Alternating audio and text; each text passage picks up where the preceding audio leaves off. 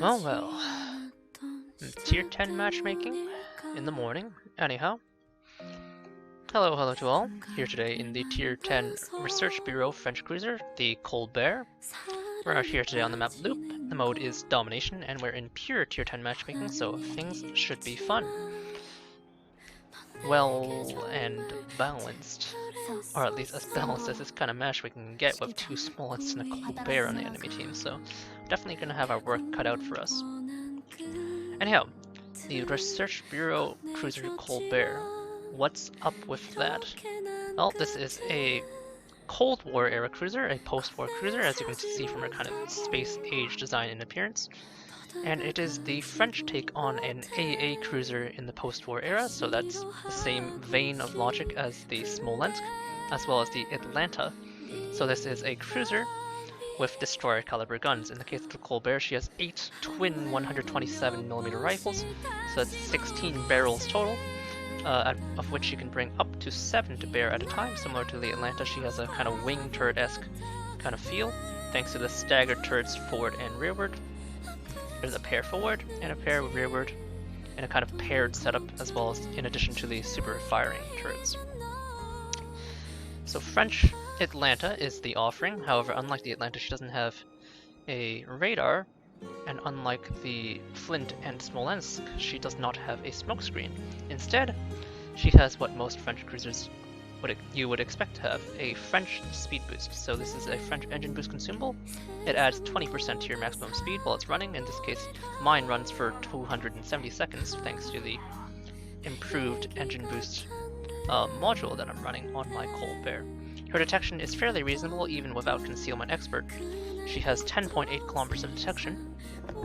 Her range, on the other hand, is rather gimped, but with the help of the advanced firing training on your captain, you can get it to reach a respectable 16.6 kilometers, which is more than enough for operational range, since, as you will see in the future during this video, with destroyer guns you get called destroyer shell arcs, and destroyer shell arcs means that you are going to have a hard time hitting targets at range. Venezia smokes up, briefly take a couple of shots at her, do land some shells. I get 110. I'm running IFHE on this captain, so this of course brings my 127s up to about 28mm of penetration. The Venezia has several sections with only 25mm of extremity armor. As I take a glancing AP salvo from, I think, Montana, not sure. Operating on the edge of my range, but the Montana is pushing toward me, and as a result I can kind of fire at him even though it's out of my range and stay undetected, while still getting damage onto him. Now I don't have a lock-on bonus, so my dispersion is going to be kind of shit. So let me use the Venezia there. He's no longer pushing towards us. Let's see if I can get some cheeky shells onto the Venezia. I'm behind someone's smoke, that's why I was briefly undetected. Got a fire onto the Montana. Now I don't, as you can see, I got 3 shatters on the Montana with my destroyer caliber guns and 28mm of penetration. I don't pen high tier battleships, which have of course 32mm of extremity armor. But with my blistering rate of fire, I can easily set fires onto said battleships, utilizing that. So with reload module and BFT, I have a reload of just under 3 seconds at 2.8. You can see firing forward, you get half your guns, and firing rearward, you get half your guns, so it's not a bad deal per se to get half your guns onto the target. However, in order to bring all guns onto the target, you do have to give a fair amount of broadside, turning, adjusting my angle. As you can see, I brought one more pair of rifles online, still masking 2, gonna bring 1 more online, and then finally all 3, and at this point I am very broadside. Set a fire onto the Yamato, but everything else is shattering. He's fairly broadside, so I'm gonna use this opportunity to show off the AP, switching over to the armor piercing. Now this is destroyer caliber armor piercing, but I have a little more penetration than the average 127mm armed destroyer. Oh, destroyer pops up. Much more important target. I have AP loaded still. Switch over.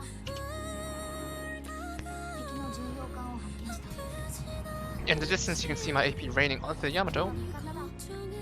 Excuse me. But I'm going to switch temporarily to this gearing. much more important. Borrowing this Minotaur's smoke, of course. He's reversing. Gonna rain shells onto him. Until I can not see him anymore. Need to lead a little more, but you can see this wisp of just absolutely smothering tide of shells. It's just absolutely overwhelming. Yamato in the distance lost his superstructure fire. That's the easiest fire to reset, so since he's reversing so kindly and moving so slowly, I'm gonna try and relight those fires. You can see immediately the shatters start racking up. I am making a turn in front of a Montana, so this could end very poorly, but it looks like no one's looking at me, at least for the time being.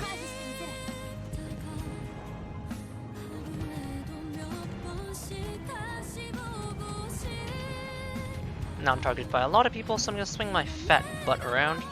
I am extremely thinly armored as one of the high-tier supercruisers, or not supercruisers, but AA cruisers. I have 19mm of plate armor on my bow and stern, which means anything with guns bigger than a Henry IV of 240mm will in fact overmatch my stern and bow armor and punch right through to my very, very large citadel. Got my fire onto the Yamato. That Montana that popped out is now, well, quite crisped, shall we say. I'm gonna continue to put fire onto the Yamato. You can see here, thanks to that blistering rate of fire, if you need to adjust fire, you can tunnel vision quite a bit, so you do have to be careful of that in this ship. Now, in addition to having next to no extremities armor, you also have an exceptionally low hit point pool. 36,000 puts you at about the same health as a tier 8 Cleveland. So you do want to be careful, and like all AA cruisers in this game, utilize island cover when possible. This Montana is a perfect example. You can see my low caliber destroyer guns, while extremely floaty at range, which disallows you from easily hitting targets that are moving at speed. When you're hitting a slow moving target like this Montana, well, the result is obviously devastating. I got a fire onto him, but I don't know if it's still lit because I can't see him. He's reversing slowly, however, so I'm going to switch over to the AP since I presumably got my fire. Using the minimap to adjust my position as I fire at this target over the mountain. You can see the AP taking 1k chunks out of him, so it's very respectable AP overpen over there, 260. AP finding the target again. He's only now approaching an area where I cannot quite crest my shells over the mountain, so I'm going to reverse. You can see my speed boost continuing to run, and now I have a field of fire again. Looks like he's not burning. I'm going to switch back to my HE and ameliorate that non-burning status. He's still reversing very slowly, so with just the minimap aiming bubble, I can quite easily adjust my aim. But you saw there, the AP is actually quite impressive if you can bring it to bear. And especially versus battleships that are kind of broadsiding, well, you do a lot. Instead of fire, you can see that HE is relatively less impressive, starting to rack up those shatters. He's slowing down in terms of his reversing. Readjust my aim. Switch over to the AP once more since I think he's burning.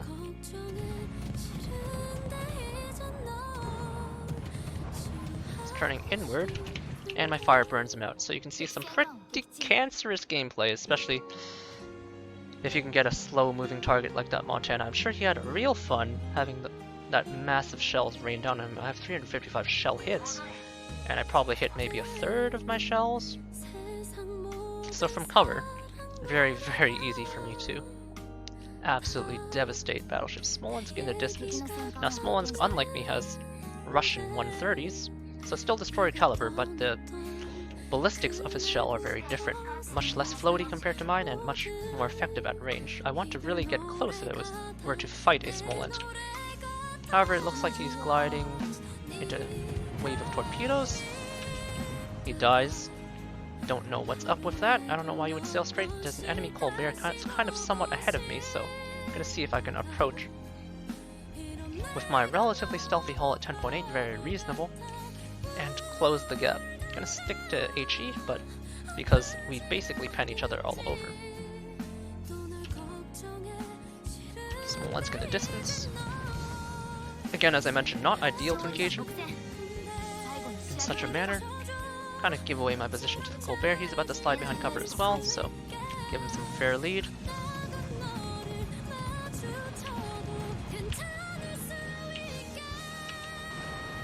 Looks like I underlayered, he double fires me rather easily, but more importantly, a Thunderer is taking a pot shot at me. Alright, once I've dodged the Thunder shells, I can now Damcon. I'm gonna try and find a position of cover, my speed boost is ending. Fade back into concealment. Try to avoid beaching here. You can see without my speed boost, my speed immediately drops off, but the cooldown's fairly short, so... Alright, the Colbert's occupied doing other shit now. Thunder is reversing, which makes him an easy target. So I'm just gonna go for a single fire, watching his smokestack, seeing if he's gonna stop reversing. He's under fire now. You can see my shells hitting his superstructure. He's relatively unsaturated. There's my fire. Switch over to AP.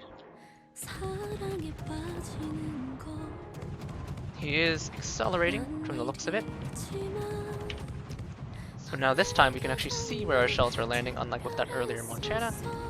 And we should begin to see some immediate results. You can see those high arcs working to my advantage here in this case, allowing me to fire relatively safely. Now there is a bunch of cruisers over there, but not doing that much to me. Most of them aren't even looking at me from the looks of it. And I'm covered from the Venezia here. Alright, it's getting out of my effective range, so let's switch over. There's a slow-moving Hindenburg there, which should be a perfect target, and my speed boost is back up. You can see my turret traverse is very quick. Destroyer caliber guns, pop my speed boost, bring myself back up to speed. We're about to win, so I'm going to try and eke out what damage I can. It's been a rather bland game. Oh, the enemy team does get a kill, reducing our points, and hopefully against the Hindenburg I can show off some of the anti-cruiser prowess. Now I'm going to broadside because he's not paying attention, but I have 28mm of penetration. The Hindenburg's covered in mostly 27mm of armor, which means I should be able to ravage him. You can see here raw HE damage output is incredibly high. Oh, okay, I wasn't paying attention to that Venezia. He was in the smoke. So you see I immediately get extinguished. The one mistake in the open, not respecting my opponents, not respecting that smoke screen, and I get quite punished. We are more than likely still going to win this game at 30 caps and 935 points, but you can see there one single error and I kind of immediately ate shit and got a quick trip back to port with that 36,000 HP, and as I will show you in the port just after this game, a extremely raised citadel and almost no armor.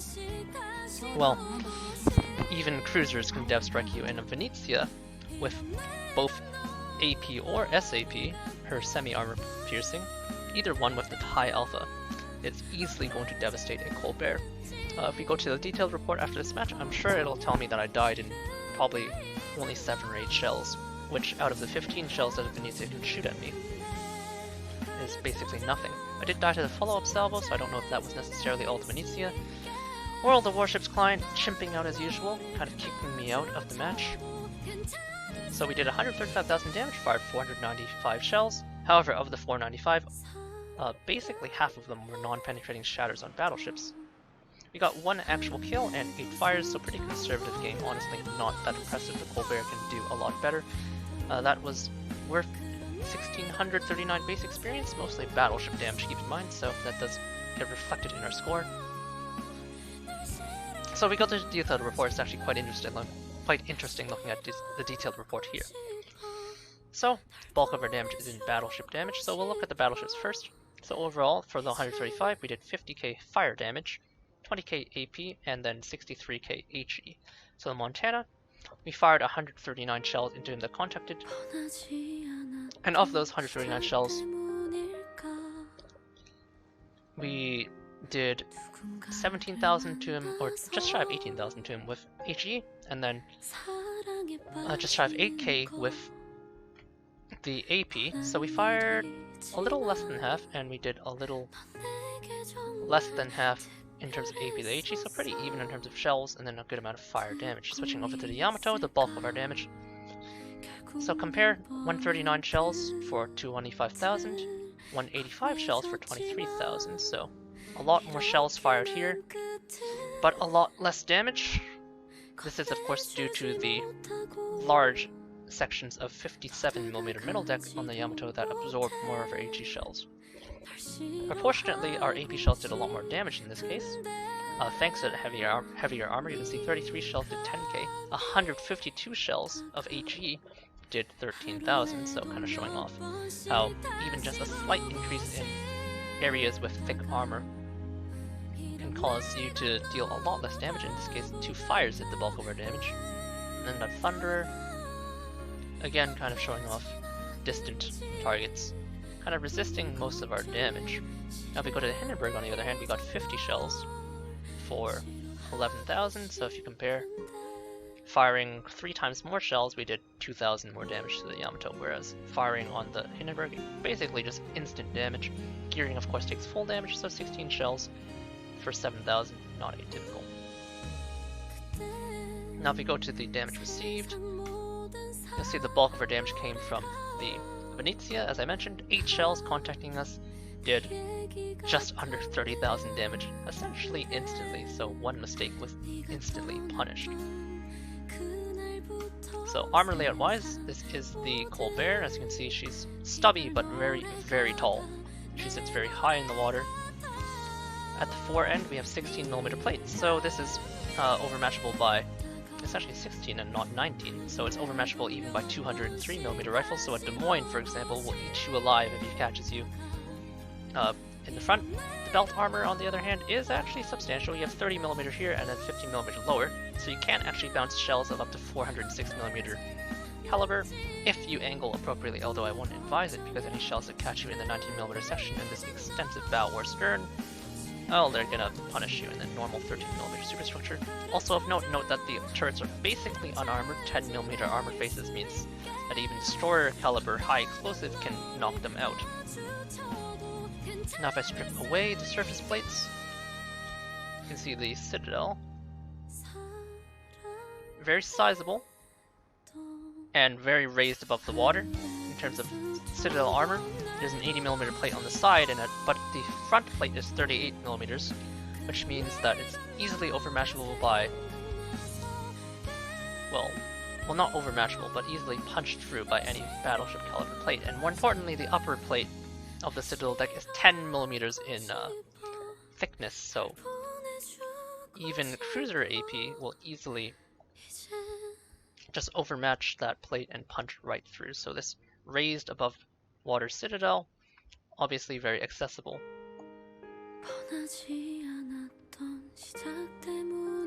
Now in terms of other soft stats, as I mentioned, very low HP.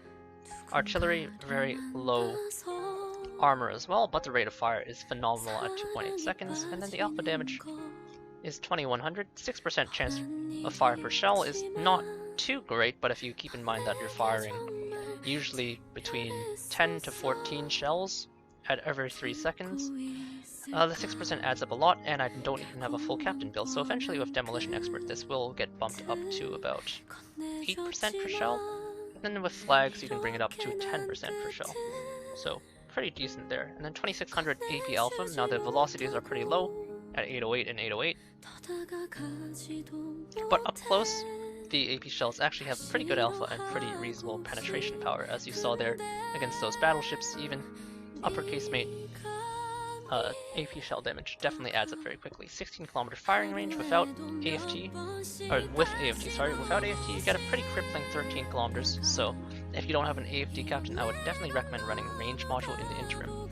AA defense wise, this is an AA cruiser, so you see her mid-range aura has a massive 466 constant DPS, and then her long-range aura has 162, and she throws up 8 flat buffs, so pretty good, and she's able to mount defensive fire, so good AA. Now without speed flag and without speed boost, she does only 33 knots, which is pretty slow, and honestly with how high she is in the water, she feels a bit sluggish. Her turning radius on the other hand is quite good at 620, very destroyer-like, but the rudder shift time is kind of poor. Not exactly super long, but not exactly super good. And then concealment is actually very good at 10.8 kilometers. This is of course without concealment expert on my captain. There's no room in the build for it, in my opinion, so 10.8 is pretty good. This is basically the same as the Des Moines, which has 10.9. Module-wise, gonna put away the armor. I'm running the following: main armaments, improved speed boost, improved AA, propulsion for some start-stop prowess, concealment expert, and reload, very straightforward.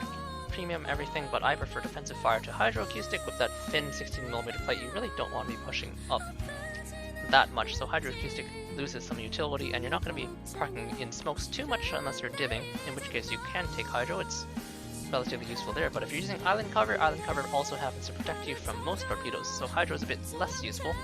So instead I prefer to amplify my already insane AA. Captain-wise, I'm using the bare bones Colbert build. You shouldn't really run your Colbert with anything less than 14 points. I'm using Charles-Henri Honoré just for the improved adrenaline rush. Obviously with destroyer caliber turrets, she doesn't really need expert marksman, but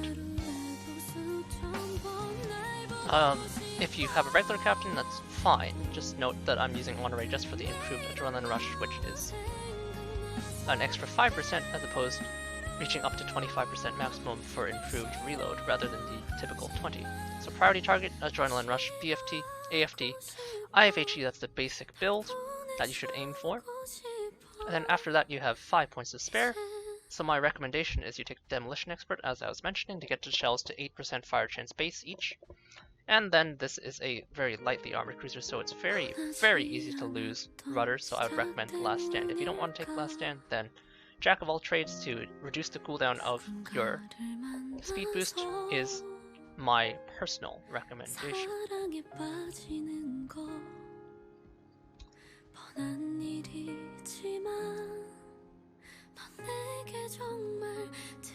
Anyhow, that was just one game. It was a decent game showing off most of her prowess, but let's queue up for another one just to give a little more playtime so you can get an idea of just how the Colbert performs. As I mentioned, I do have a kind of minimum spec captain, so not fully optimized, not able to get as many fires as I otherwise would, but still, with 14 points, she's more than capable of inflicting a metric ton of damage, as you saw there.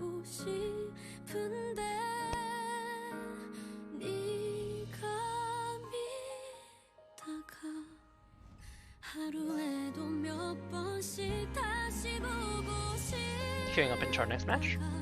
Once more, we're in pure tier 10 matchmaking, so no lower tier ships to bully.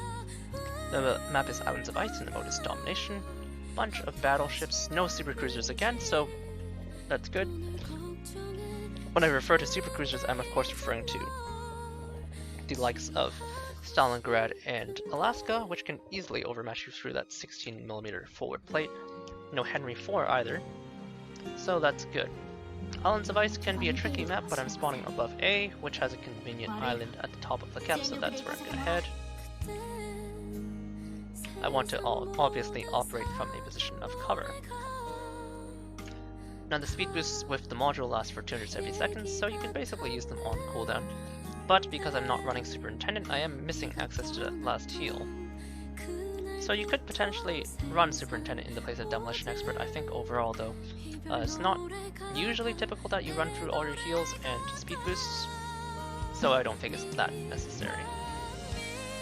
If you did take Superintendent, however, you could basically just speed boost at the beginning of the match, and then you'd have short cooldown periods, but otherwise you could basically stay boosted for the entirety of the match. Speed boost definitely helps a lot with open water maneuvering, but also just helps you adjust your position in and around positions of cover.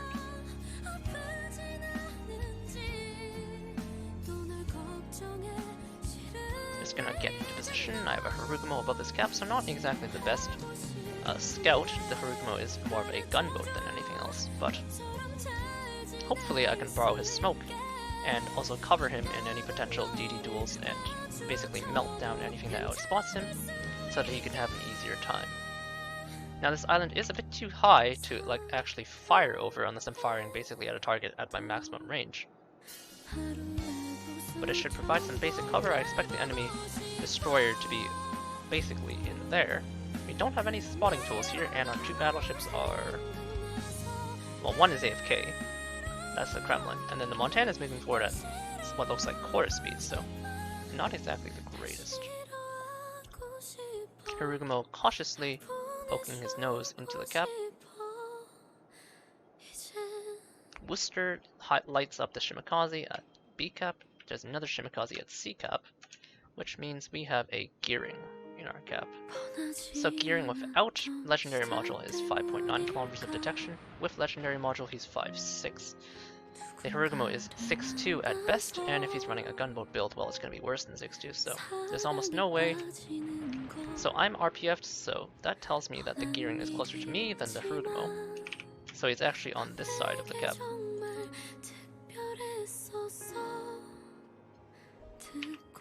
There's a Montana over there, there's also briefly a Zhao. I'm gonna adjust my position to hopefully be able to shell the Montana from the safety of cover. I'm currently working with the Harugumo to block the cap, although only one of us needs to be in it, really, so... Oh, there's a GK there too. So this is gonna be a bit dangerous. I don't have a real exit vector, but okay, gonna cease fire, pop my speed boost. Hopefully I can reverse in time. This is pretty dangerous. Okay, I'm briefly spotted, and he hasn't fired at anything because there's nothing to fire. Come on, kick the engine into gear. If this ends up being a dev strike, well, let this be a lesson to you that Colbert is extremely squishy and doesn't exactly have the best in the way of engine power. You can see me losing engine from just secondaries, and I think GK main battery HE. Trying to light a fire with just my forward rifles. Some torps gliding past me. There's my fire. He's pretty angled, but the AP is better in terms of DPM. I'm gonna creep forward just very carefully. Note I have speed boost running, so I have to be very, very careful of not over creeping. This position is basically perfect. Oh, okay, it's not perfect because I'm spotted. There we go. As I mentioned, very easy to overcreep. Switch over to armor piercing just because he's already lit. Light another fire anyway. Shooting AP. Briefly flicker the throttle just to get a better position. I'm only firing my forward rifles, but even with 4 rifles with 2.8 second reload, it's quite ferocious. The fire dies out. There's a gearing in front of him, so this should be interesting. If I can eliminate the GK, however. Okay, gearing foolishly shows his head, so hopefully we can eviscerate him. I'm hydroed, don't really care, I'm using hard cover. I'm gonna pop my heal now. Gearing turning inside the smoke, but I can continue to blind fire him because, well, I'm a Colbert. 2.8 second reload is a hell of a drug. Now I am backed into a corner because I did not position properly. I'm gonna make use of my speed boost to quickly adjust my angle, however. GK has mostly disengaged himself from me. I am inside his hydro spotting bubble, which is a bit nerve-wracking, but I am in hard cover for the most part. See if I can put some shells onto this Venezia. It's moving pretty slowly. Now remember, 203mm AP just basically goes through the entirety of my ship. Looks like there's torpedoes gliding past my bow. The Venezia is smoking. Interesting.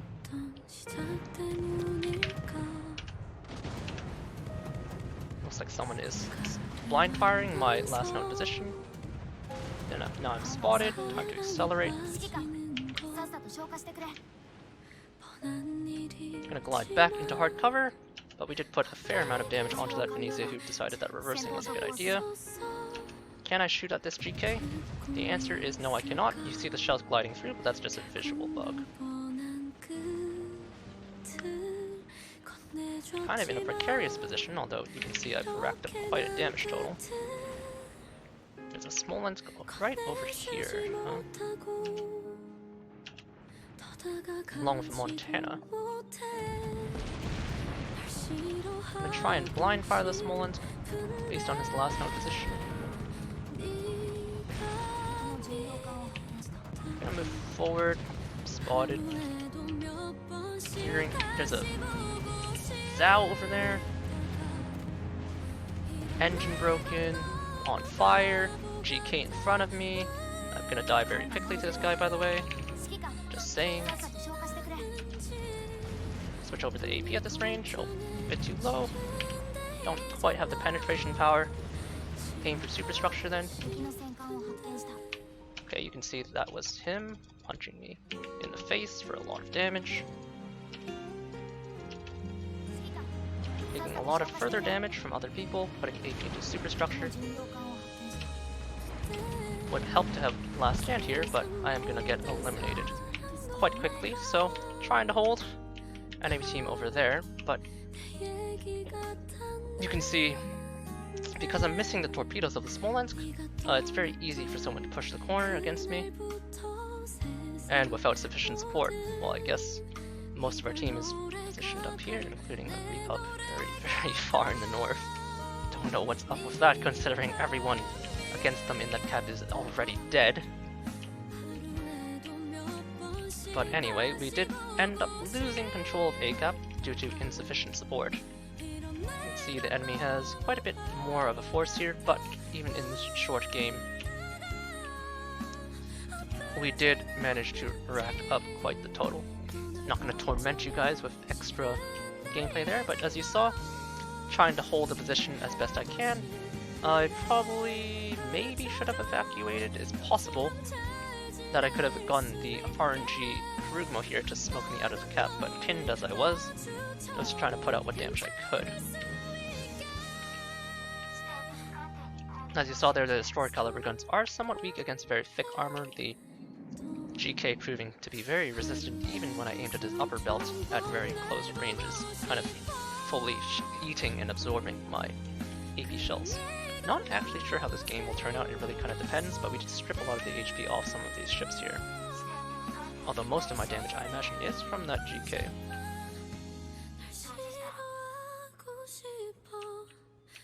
Looks like my team's in a pretty good position to win the game though, so we'll leave off at here.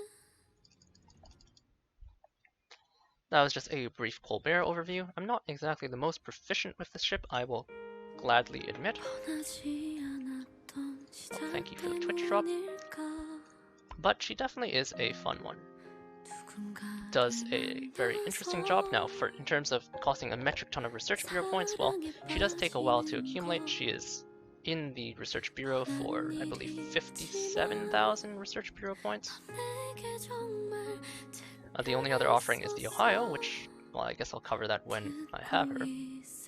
But she does take quite a while to accumulate points for, and she does need a relatively unique captain, so she is an expensive ship to run, but certainly if you liked what you saw and you want to have a kind of French Atlanta variant that's also able to open water when necessary, the Colbert is certainly not a bad pick. Anyhow, I'll leave you off there. You'll have to just never know what happened to this battle, although I anticipate, based on, even though we were down a cap, based on the positioning of my ships and the HP on the relative teams, we should probably win. I'll catch you all later, and I hope you enjoyed. Cheers!